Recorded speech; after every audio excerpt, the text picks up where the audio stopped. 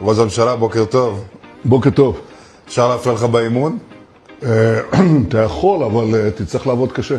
ולהפריע לך בלו"ז שלך היום, להתלוות? תתחיל בבוקר, כמעט כל בוקר פה, בחדר הכושר, ואחר כך תצטרף, כן, נשמח לראות את זה. יש על הטיפ לצעירים שרוצים להתגייס ליחידות קרביות? להתאמן, לא לוותר.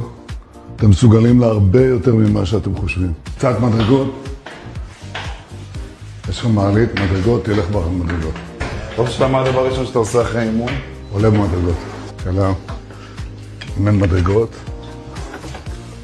תלך ברגל. בכל מקרה. הדבר ראשון שאתה אוכל אחרי אימון?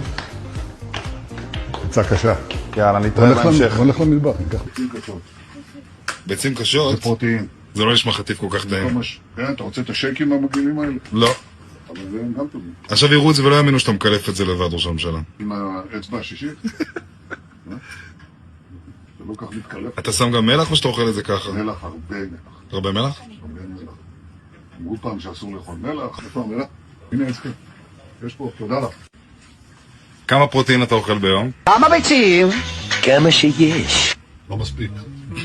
אתה יודע למה? למה? זה כבד. אני מעדיף את זה, אתה רואה את זה? אתה יודע, יכול לתת. תחליט. אני אוריד את זה בעריכה.